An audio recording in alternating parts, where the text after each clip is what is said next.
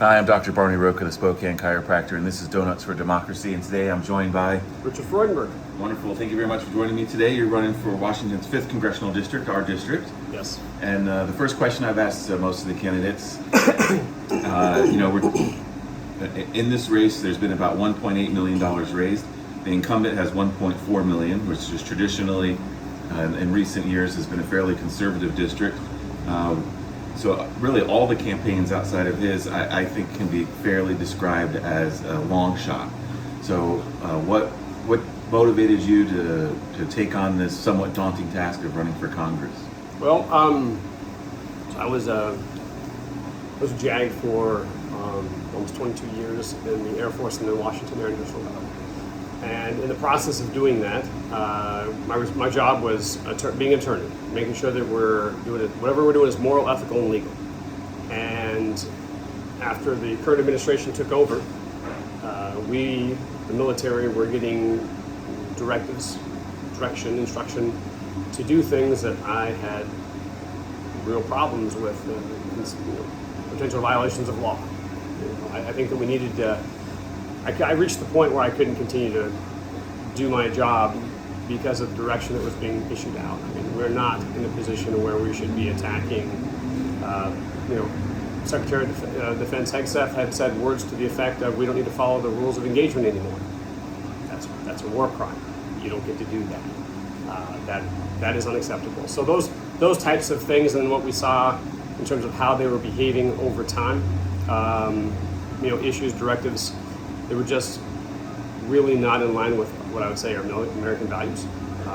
Intentional discrimination for no reason. Discrimination is not okay ever, but say we're going to remove individuals that were having successful military careers because of one thing or another. Not okay. 24 general officers, what's called flag officers, general officers, or admirals. Have left or resigned or been fired under the administration. It tells you something about what the administration is doing and where people are at. So all of that kind of came together and realized I needed to leave because I needed to try to do something about what was going on. That said, I left on May 1st. That was my first eligible date for retirement. And I registered as soon as possible, as soon as I found a treasurer. And I've been moving forward ever since. I chose to take this path. I knew it was going to be a difficult path because I believe very strongly in our government and what we're supposed to be doing as a society, and that is not happening right now. And Representative Baumgartner is doing absolutely nothing to address what I think are pretty significant deficiencies in what's happening. Congress needs to be withholding some authority, like the tariffs, for example. They should have engaged really, really quickly. The president does not have the authority, and the federal courts found he does not have the authority to institute the tariffs the way that he was doing them. It's not okay. Congress has yet to actually engage to say, no, you don't need to do this anymore.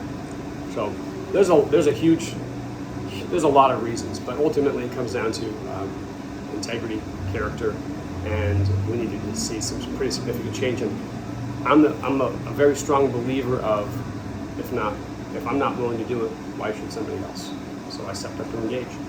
Wonderful. Well, you've been on the campaign trail, you've been around the district, you've met with lots of people. What do you think is the most important issue to this district and the people of Washington's 5th? There's a lot of, so I've been around, all over the place in the district. There's a lot of important issues. Healthcare is a major issue. I was literally talking to somebody yesterday, day before, out knocking on doors, and single mother, kids, working full time, can't make ends meet. That's an affordability issue. We need to make sure that we're having an economy that actually is taking care of everybody. That economy is going to have to be something that's going to be focused on making sure that we have adequate wages.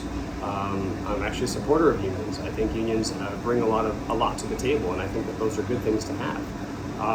That's why the National Conference of Firemen and Oilers has endorsed me. I'm a big believer in that. I also believe that we need to address, the cost of living. The cost of living is going to be your fuel, your groceries. There are pretty significant areas that people just cannot make ends meet. But a lot of people don't also understand what many individuals do not understand that they're already usually many are availing themselves to the social services programs that we have available to us. I spoke to a single mother.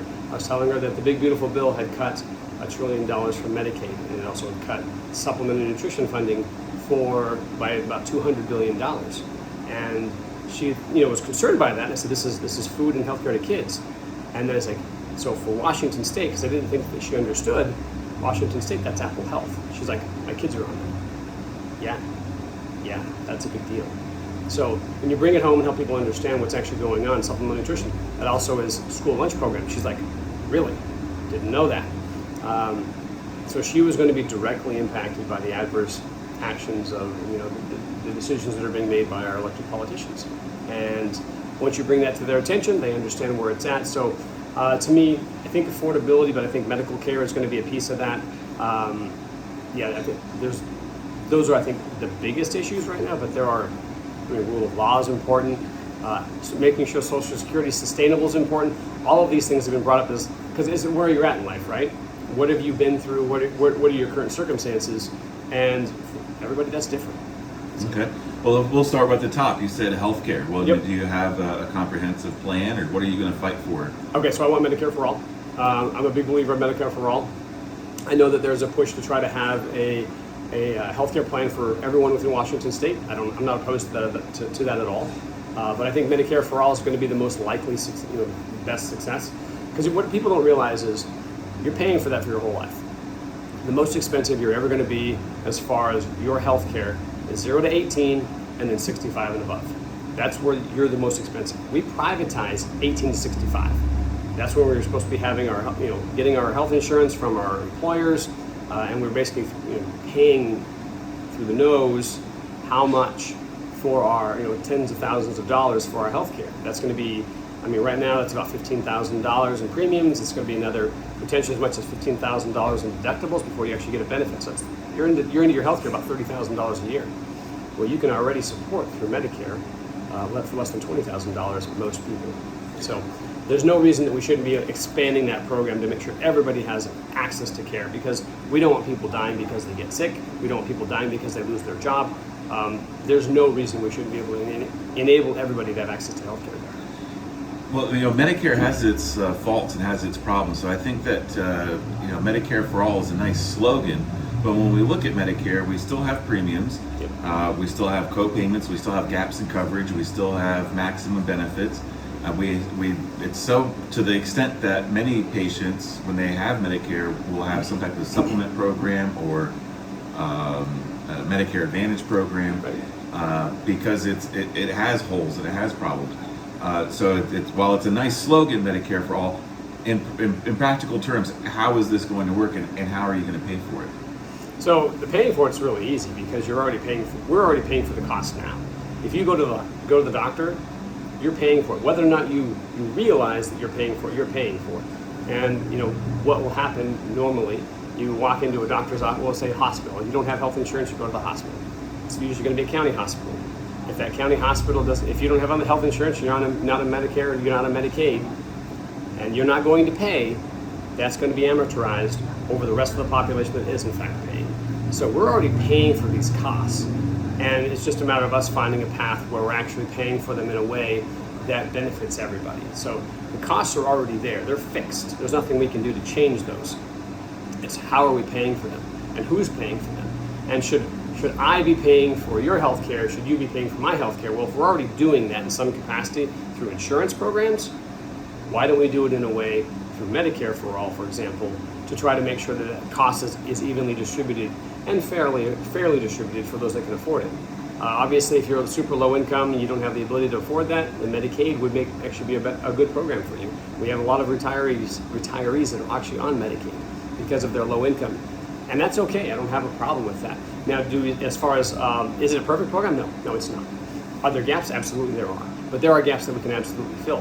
For example, our governmental programs, our social programs, Medicare and Medicaid, aren't allowed to actually negotiate all of the different prescription drugs.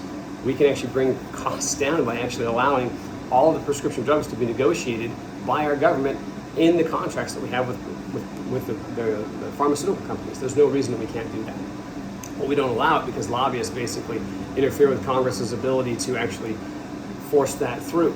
So to me, we need individuals that are going to be willing to engage on these areas. So yes, there are gaps, and is it perfect? No, it's not perfect, but it's better than nothing, and it's better than what we have, which is nothing, and it's better than what the other options are, which are extraordinarily expensive. And again, Medicaid and Medicare have a 3 to 5% overhead cost. Private insurance is 18 to 25%. Some studies have it as much as 28%. Again, those are costs that are built structurally within the programs that are going to largely be profits or overhead fees, where if we cut those off the top, we're still saving money overall. So there is money to be had. Again, it's negotiation, it's bargaining. We also do, and truthfully, we need to actually increase the amounts that we're paying out for Medicaid, for Medicare, because they're not actually reaching or covering the total costs to our hospitals, our clinics. It puts them at risk because they can't afford to stay open. So we've got, in this area, Eastern Washington, there's a lot of, especially rural healthcare, that's going to be adversely impacted very, very soon here if we don't address that problem. So there's still going to be premiums, and there's still going to be co-payments, and there's still going to be. When you say premiums, I think in the sense that you're already paying for Medicaid. Whenever you're working, you have Medicaid as one of your. Well, but Medicare, you have to pay a premium to have Medicare. So. Yeah, you have a premium. You have your parts. You have multiple parts. You're familiar with that, I assume. You have multiple parts. You can buy your supplementals if you so choose. You don't have to. A lot of people do. A lot of people don't. It depends upon what your financial circumstances are. But either way, you'll still get access to care. Does that make sense? And also, they do have structure built in that if you're on low income, you do still have access. If you can't afford those premiums, you can't afford those other options, we can raise up the bar to make sure that it actually is in fact affordable. And if it's not affordable for you, we can have access to Medicaid. All right. And then you talked about wages, and I know a number of the Democratic candidates have expressed support for increasing the minimum wage, which hasn't changed in many, many years. And I often bring up the fact that in many states in our nation, you can work a full hour and be paid $2.13 for an hourly wage if there's an opportunity to earn a tip. And that opportunity to earn the tip is just at some point during the day. So for side work, cleanup, all of those other things that go along with that job, when you do not have an opportunity to earn a tip, you're still earning that $2.13. And there's some places, even in Michigan, where they can add additional fees on top of that, where at the end of the week, after working full 40 hours, you can wind up owing your employer money. But you had an opportunity to earn a tip. So what does, you said you're going to fight for higher wages. Yes. What does a new minimum wage look like? What does a living wage look like? And what about this $2.13 hourly wage that we have in America? Yes, we need to increase the minimum wage. We don't do a good job of taking care of our working class at all. I'm not a big fan of tips because they're so variable, as you already described. I would be completely supportive of removing tips and say we're going to have an actual wage that is livable, that everybody gets, to make sure that it is covered. Everyone's going to be covered. That said, if you can't get that passed, you still need to have a livable wage that people are going to be receiving in some capacity. That livable wage is going to have to be, in my mind, well over $20 an hour. As it is right now, we are largely subsidizing low-income working class individuals through things like, I think it goes back to the individual we spoke about earlier, working full-time, 40-hour work week, falling behind, can't get there, but is on supplemental nutrition funding, is on Medicaid, Apple Health. When we as taxpayers are subsidizing their life, well, we're subsidizing profits to a business. So we need to restructure our economy to be that is, you get a livable wage, you can survive, and there are paths forward. One of the good advantages that we would have by having like Medicare for All is we're pulling a cost away from businesses that they don't have to worry about. We take a bargaining chip they don't have to worry about for unions when they're bargaining their collective bargaining agreements to say that they're arguing that they're trying to get access to health care. Well, if we pull that back and say, you know what, we're going to take that off the table. So that means unions can actually bargain for other things, other benefits, to include salary. Salary would matter to them. And that's something that, again, we remove from the table of healthcare. I think that saves everybody money, and it benefits all of our society. Yeah, we just met with Mayor Brown recently and at the library because they're having to make cuts, and one of the big Sure. reasons she was trying to explain, one of the big reasons they're needing to make cuts is because of the healthcare costs associated with paying city employees. Right. As part of your Medicare for All plan, the program is not going to, the employers are not going to make a contribution into this plan. I mean, it depends on how we structure it. I'm not going to say that they're not or they are. It just depends upon how it looks. But I do think that whatever we come up with is going to be cheaper than what we're having right now. And I mean, it's definitely going to be cheaper than private insurance. I mean, for example, you're going to have some level of cost. That cost may be through wages, it may be through salaries to some degree, but it's going to be amortized over the population. It's not going to be a fixed thing that has to be negotiated. It can be driven down largely by the law that would implement it. So it'd be a tax then? Potentially. Okay. All right, and then when you talk about wages, you mentioned a wage of over $20 an hour, quote unquote, livable wage.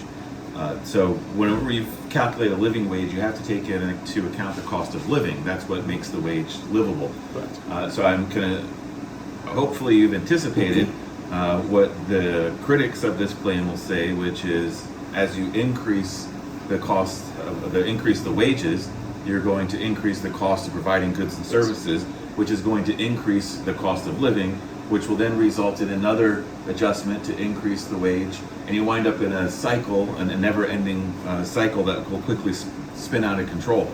So, what do you have to say to those critics? Well, I can say that at the end of the day, we're already paying the costs. Whether or not we want to try to intentionally drive down artificially those costs, we're still paying them. So it's a matter of how do we get to, I mean, do we want taxpayers to pay them, or do we want people to pay them? Do we want businesses to pay them?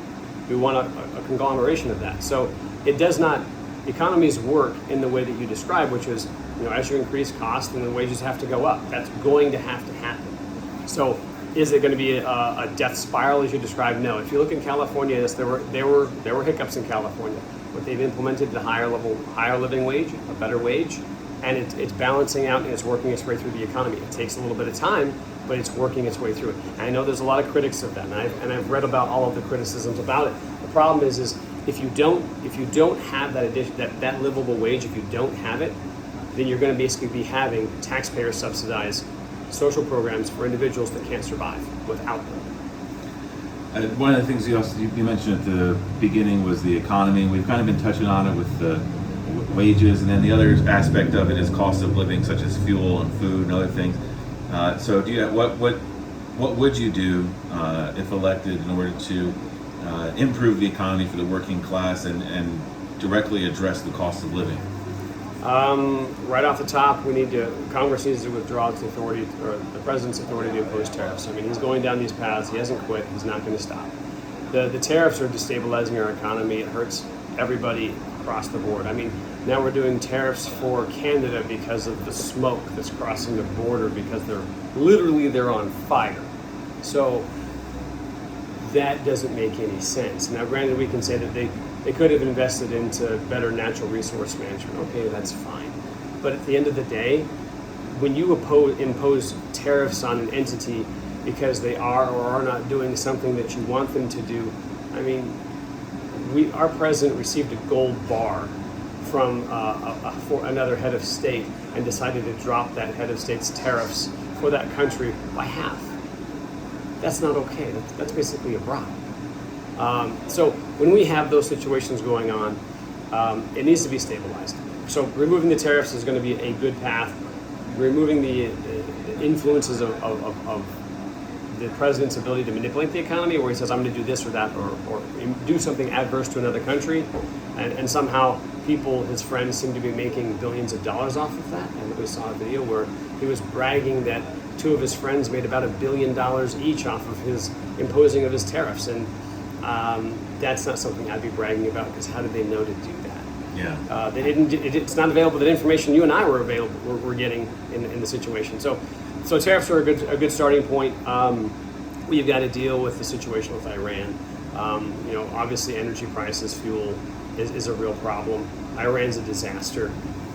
There's no real good exit strategy for Iran. We should never have been in there. But we got to address it. They're looking at expanding their influence and causing additional economic chaos. We got to address that.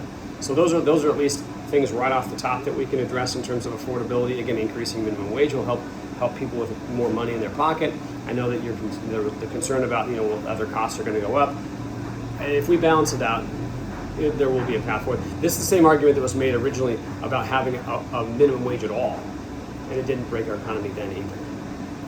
Well, you talk about trade wars and the economy, and I think another war that's unfolding is the AI war. Yep. And that's definitely going to have an impact on the economy. I've been debating recently what to do with data centers. And I think they should go in space. Some other people have some other opinions. Do you have a comprehensive plan about what to do about AI and how it's going to affect our economy and in the short term and long term? Okay, so that's a huge question. I'll try to address pieces of it. What to do about AI? AI is here and it's here to stay. So what is the path of how do we address that? AI is putting people out of work. So we're going to have retraining programs. For example, I'm the only candidate that I'm aware of in the race that actually is okay with the public work, is pushing for a public works program for those individuals that lose their jobs. I think that if you lose your job for whatever reason, as long as you're not doing something nefarious, you should be able to roll into basically a location where the government can put you to work. And that's going to be something along basically a jobs program where you're going to get access to healthcare, you're going to get access to childcare, you're going to get access to rent, some sort of additional payments to help you live in your home. But ultimately, you're going to be working, and we're going to put you to work as fast as we can, and there's going to be probably some level of training involved with that. That training is probably going to be career broadening, because if you're in a position where your job is not going to really exist anymore, there's no real path for you in your position, we're going to have to retrain you. We're going to have to put you in a position where you can become employable. Again, our programs need to be a hand up, not a handout, and there needs to be a path to exit those social programs, when you are able to do so. So the one piece of it is making sure that we have our individuals that are going to lose their jobs or potentially lose their jobs, a path to make sure they're taken care of, retrained, and then back into the economy and back into the workforce. How do you pay for that? What do you mean? Well, I mean, if you're going to train people, you're going to give them jobs, you're going to pay for their rent, you're going to give them the social safety net. They're not. How do you fund that project? You're already going to pay for it anyway. How? So, for example, if someone loses their job, they're already going to get access to supplemental nutrition. They're going to immediately qualify for food assistance. They're also going to qualify for Medicaid because they're no longer going to have any income, right? So you're going to already have a path where taxpayers are already going to be paying for big portions of this. What you're doing is you're keeping them housed and you're keeping them in positions where they're going to be okay and they're financially viable, so that it is more expensive to try to pull somebody off the street and then house them and get them into a position where they can be productive members of society and part of the working class again, than it is to keep a transition program in place to allow them to get back on their own feet and then be successful. It is more expensive to allow somebody to go through that process, plus the damage. The damage is tremendous. If you're homeless, if you're going through significant financial trials, you're worried about where am I going to eat? Where am I going to sleep? We need you thinking about where are you going to get your next job? Where are you going to get your employment? How are we going to get you, financially stable to be successful? Not how you're going to eat tonight. That again, it's a focus, and yes, there is going to be a cost to it, but it's still cheaper than putting somebody on the street, having them become addicted to drugs, having untreated mental health problems. That is more expensive than the program that I'm talking about here. Well, it does seem like an important part of this program is that there would be jobs for these people to apply for, and AI is going to take those jobs away. So, and then what I'm asking is, how do you pay for that? Elon Musk, Bill Gates, and some others that are, I would say, innovators or leaders in this sector have called for a robot tax. So if there is an AI or an automation system that's being bouncing this like crazy, and it's if you're developing an AI or an automation that is taking jobs away, that model, aside from its cost to build and develop and maintain, would also have to pay a robot tax, which would help keep things like our social safety net funded, because when these jobs are gone and people don't have those jobs, they're also not paying payroll taxes, and they're not paying into Social Security, Medicaid, Medicare, and all these other things, so that it would be supplemented with a robot tax. So that was a means of funding these programs. So when I ask, oh, well, how do you pay for these programs? That's what I. Okay, so like what types of taxing programs you're thinking? Yeah, where is this money coming from? Yeah. Okay, so again, there's going to have to be some level of cost, but we're still paying for it significant. I mean, you see an individual on the street, and they're going through probably some sort of mental health problem, probably some sort of addiction problem. They're rolling into our hospitals. There's a significant cost associated with the treatment and care of those individuals. We're already paying for that. So, do we want to pay for a greater cost on the front end, or a lower cost on the front end, or a greater cost on the back end? I think it's cheaper to do it on the front end. So, what type of taxing or how would that look like? I'm very open to what that looks like. I'm not opposed to that, but I think again, there's a lot of costs that are baked into the system that our social safety net is already absorbing. Those costs, again, you're not fully funding the entirety of the program because you're already funding it anyway through Medicare, through Medicaid, through supplemental nutrition funding. We already have these programs in place, so it's not as high of a bar as a lot of people think that would otherwise be. Yeah, and I think there is a lot of evidence for that. I mean, we took that socialism has become a dirty word, but we do have a minimum level of universal health care in this country.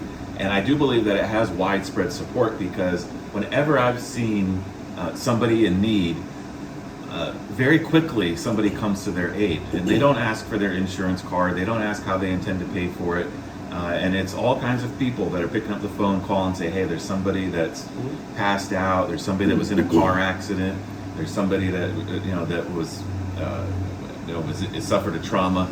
And we immediately come to their aid. We don't have dead bodies piling up on the street or anything, and these people don't have the means to pay for it. So we do. Right now, we're depending upon philanthropy, charity, and then just the private sector to cover these costs, which, like as you said, then wind up getting distributed to the rest of us through increased costs, which is why the cost of healthcare continues to rise and has become, I believe, 30% of our economy. It's astronomical, and it is an ongoing crisis. But when we have different programs, I think one way you can look at the funding, like you said, is you have to eliminate bureaucracy. There's no longer a need for 5 different government agencies and bureaucracies to withhold health care, because that's typically what their main role is to make sure that you qualify for health care.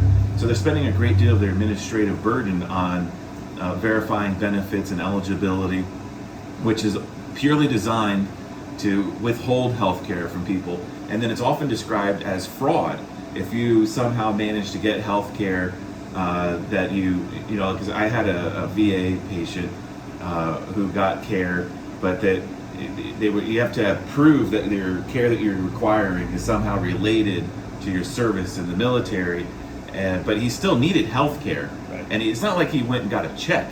He went and got medicine. Right. But he's being accused of fraud for not accurately describing the nature of his injuries. Sure. And then the amount of investment and time that's being spent to accuse this man of fraud is really mind-blowing, especially when we see the level of fraud that's actually taking place. Right. So when we make it, because there's always the motto is, if you think healthcare is expensive, just wait till it's free. So right now we already have a level of fraud that people are dealing with. If we make it free and we have universal access, I think we can only anticipate that going up. So how do you combat that? How do you police the system so that people are getting the care that they need, and we're not just writing blank checks to corporations that are providing healthcare? Somebody's going to find a way to manipulate the system. There used to be, when I was a kid, there was scooter ads where they're selling scooters like hotcakes. Go send them right out the door, and they're billing Medicare for them. You need a scooter or not, it didn't matter. And then eventually, after 20, 30 years of selling scooters, the FBI comes in and shuts them down, right? and now they're not selling nearly as many scooters. But they were allowed to get away with that fraud for decades. So once healthcare is free, I'm certain you're going to see that on a scale that's never been seen before. So how do you regulate it? How do you police the system to protect the taxpayer from those kinds of actual fraud, from real fraud? Okay, so you brought in a couple of pieces there. So I'll talk to the first one about access to care. You have something, if you are sick, if you are ailed, you have some sort of ailment that needs to be addressed. As you had said with the individual with whom you referenced that was through the VA, he needed treatment for something. It wasn't making up that he was sick or injured. They're saying that it may or may not have been something like a line of duty determination would be my guess. Right. Right.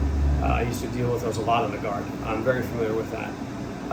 That said, it sounds like it was the concern was outside of the scope of the line of duty determination, outside the scope of the injury that he was claimed. There is a path under those systems where you can actually pay for additional care.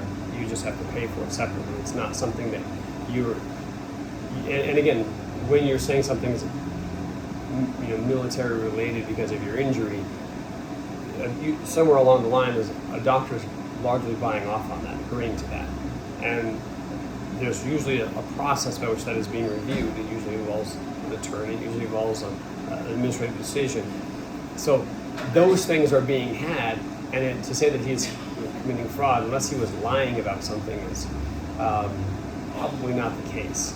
Now it may say, well, this isn't covered, which is not necessarily fraud, it's just this is not covered. And they're seeking reimbursement for the cost associated with that. That is very, very different than saying you're committing fraud. But so on the pieces of the front end, yes, if you are sick, you should have care. How we get you that care, I'm a big A to B person. I don't really care how we get there. We just need to get from A to B. But as far as how do we address nefarious actors from committing crimes that cheat the American taxpayers, well, there's going to be criminals who commit crimes. We're going to have to investigate those. We're going to have to find them and hold them accountable. And the funny thing about criminals is they don't stop. You don't often see a criminal that commits a crime one time in their life and never does it again. You don't see those people.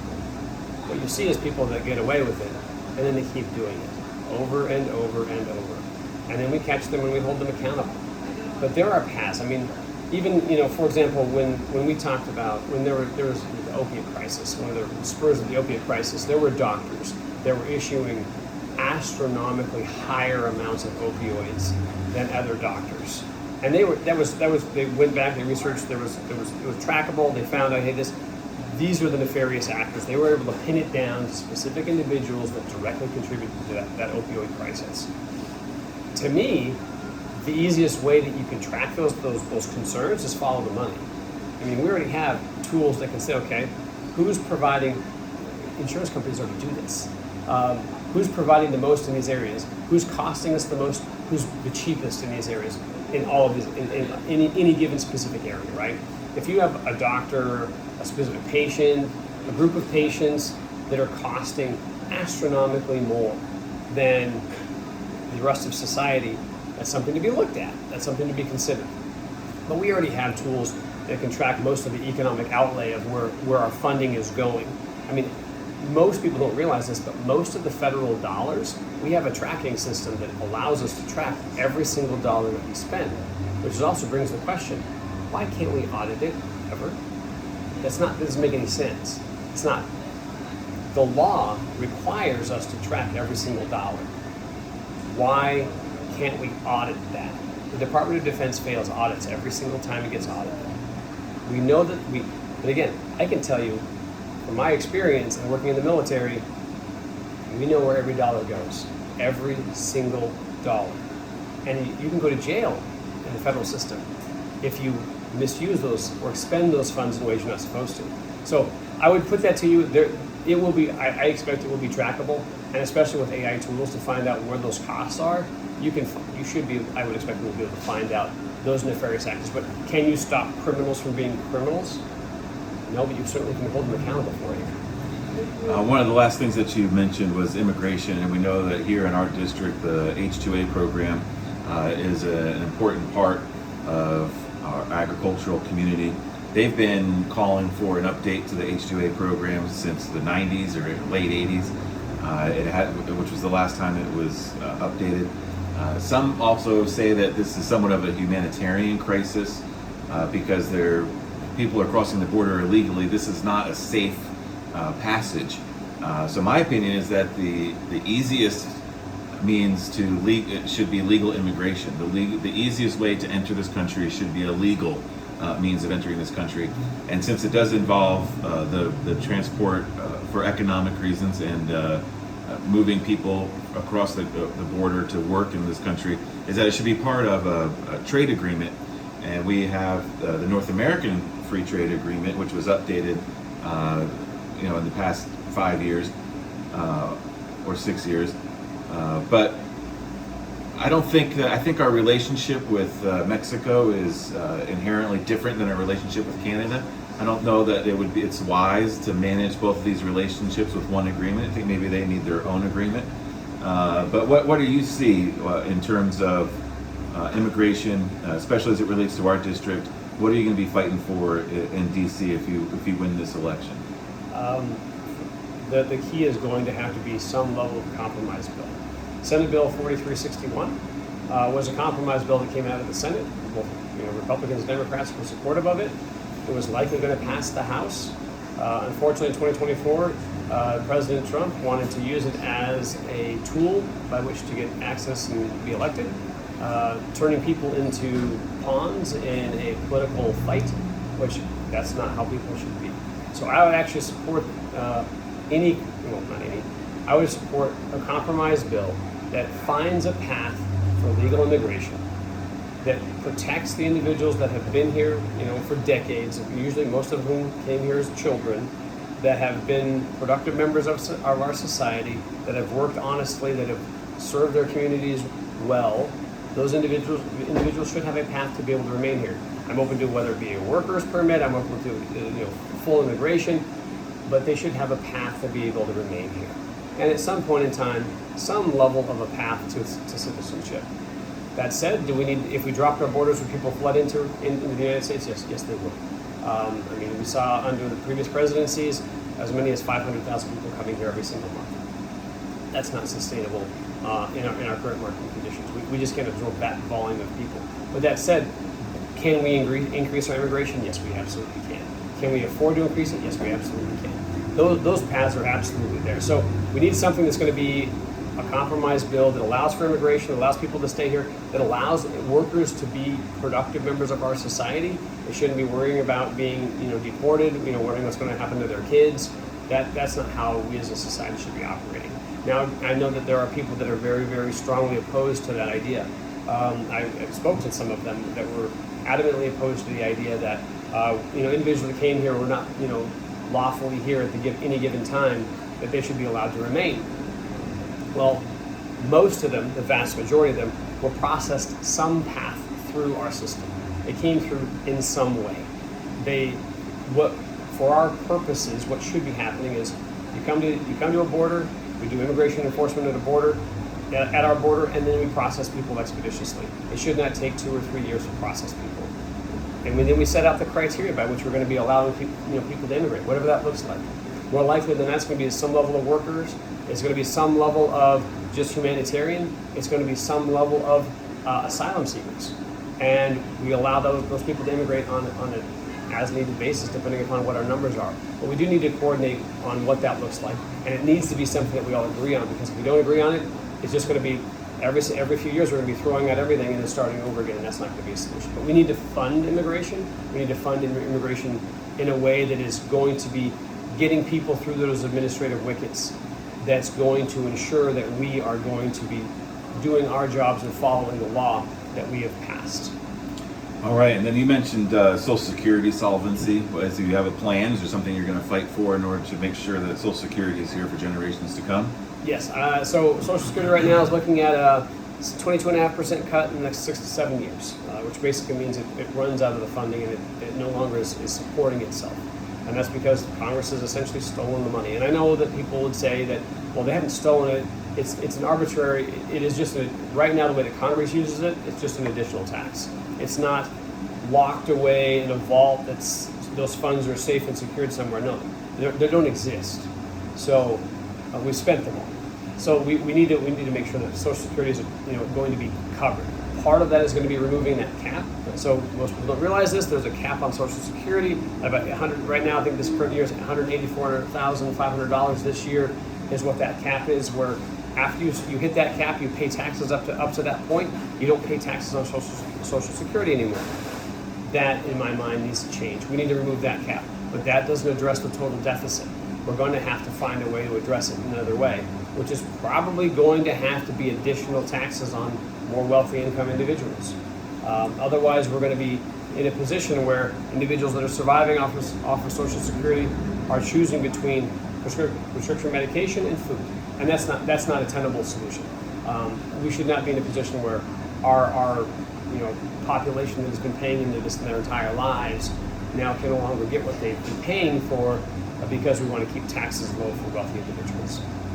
I was worked in Manhattan. I was a mortgage banker and broker. I had hundreds of loan officers and loan processors. We processed billions of dollars in mortgages, and I got out of the business in 2006 when it became obvious to me and to all my colleagues that the entire system was going to collapse.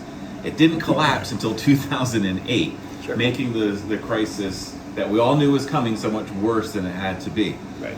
Well, if we look back at recent history, in 2010, the student loan crisis was so bad that the Department of Education essentially had to take over the entire market. Right. And we've not done anything. The private sector, no, this is bad business. We're not getting into this business. We're pulling out. And they stopped making new education loans, new student loans. And the only way that the entire system was going to continue is if the federal government stepped in and took over, and they did in 2010. And this has been a slowly unfolding crisis, and the one that I continue to believe is just a matter of time before it completely collapses, which is why they continued to push back student loans after COVID for so many years. I know of some people that are still in COVID forbearance, even though all other forms of COVID stimulus have long come to an end, but not student loans, because it is a looming crisis. So are you willing to acknowledge that there's a student loan crisis? And if so, what is it that you're willing to do about it? So I think a path to forgiveness does make a lot of sense. We have not done our economy any favors saddling our working class with massive student debt. I would say a big portion of the genesis of our financial troubles stem back to 2001 and the Bush tax cuts. So and there was actually congressional hearings. You can look these up. They were fantastic because I actually watched a bunch of them. There was congressional hearings talking about how these tax cuts that have become worse over time were going to catastrophically increase the national debt. And that's exactly what happened. At the time they called it fuzzy math. That he said we're going to cut taxes, the economy's going to grow, and then the taxes that we bring in from the tax cuts are going to offset. It never works out that way. Trickle down economics doesn't work. We've got 50 years of evidence to show that it doesn't work. What we have now is massive, massive debt. And we've saddled our working class with that debt. As opposed to the wealthiest individuals that can afford to pay it, we've saddled our working class with this debt. And to me, there's got to be a path out. That path out is going to have to be some level of loan forgiveness. If you're a productive member of our society, working, doing the best that you can do, we need to, and you're making your minimum payments, or maybe you can't even afford to make your minimum payments. Or maybe you're still doing your due diligence, you're doing everything you can do. There needs to be some path of loan forgiveness. Probably 20-ish years. I mean, very candidly, it took me over 7 years to pay off my student debt, and that was me living a very frugal lifestyle. There are individuals that make decisions that are not so frugal. And no, I don't think we should subsidize individuals that make those decisions. I mean, I've spoken to individuals that want to have, entitled to I want to have a luxury car, even though I'm deferring my student loans. I'm like, that's not tenable either. We need to have an analysis of, are you able to afford these student loans? If you are, then you need to pay those. If you are not, then we need to, provide some level of forbearance such that you're not going to be, you know,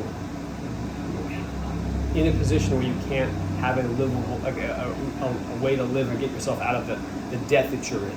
There needs to be an exit strategy. So I think 10 years, probably 20 years is probably the maximum I would cap it at, but I'm open to how that would look like or what that would look like. But yeah, there's got to be an exit. It can't be forever. It can't be, you know, people, you know, 30 years in, 40 years in, still paying their student loans. That's unacceptable. Bernie and some others in the Democratic Party have just called for wiping it out and making the education free. And you were calling for training programs so that we're also not paid for by the unemployed individual.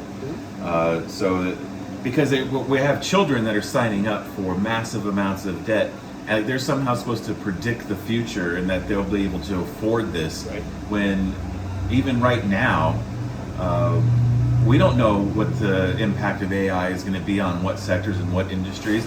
People could be getting trained in a field that may no longer exist by the time that they graduate. When I went to school, they made it very clear the things that you learn now are top of this is our latest understanding. This is what we know right now. By the time you graduate, we'll know something else. Sure. It's going to change. It's going to be different. So the process of learning never ends. It doesn't stop. Just because you've graduated doesn't mean you're done learning. Right. We've given you the tools to continue to learn, so that you can comprehend this information into the future, and you have to continue your education well beyond the classroom. I think we need to examine the way that we sell an education and also the way that we provide it. The administration and the income produced by some of these private colleges is astronomical. The burden that some of these football programs place on the taxpayers of their communities is also completely unacceptable. So I'd like to see some real reforms in that area to help address the student loan crisis. Is there anything? Yeah. So I'm happy to talk to that. I mean, so you're talking to an individual. I made it through. I was a public school individual going through school. I was graduated from Washington State University. When I was at Washington State University, I was the number one. I was ranked number one in my class. I had a 4.0 grade point average. I couldn't get a scholarship on education. That wasn't even an option to me. So I was just student loans like crazy. And there were a handful of scholarships, a few $100s here or there. I did get a few of them, but for the most part, as far as real, like actual substantive scholarships, where at the time WSU had I think 80 scholarships, full ride scholarships for football players. So I am the number one grad. At least I think I was one of 7. There was like 7 of us that had 4.0 grade point averages at the time. I was one of 7. I couldn't get like anything remotely related to what a football player was getting, not even close. But at the same time, I think it was 40% of the individuals that were in the Washington State University athletic programs were on scholarship. I couldn't get a scholarship for education. So to me, we have got to be refocusing our educational university system on education. I was told when I went to law school at the University of Washington School of Law that it was as important publications for the university professors there at the time. This was from the dean. Told me it was at least as important that the publications were on par as educating the student body. Because I said, listen, the reason why you guys exist are for educating the students. He's like, no. To me, I was just like, that's crazy to me. This is an educational institution designed to educate our next generations, or really any generation that's out there. And you're going to tell me that it's more on par to get your publications out? You have lost all touch. So he and I did not have a good conversation. But that said, we need to refocus on education and actually make universities focus on education. There's a reason why Harvard is not known for its sports. MIT is not known for its sports. One of the largest endowments in, I think, the world is at Harvard. And it's not about sports.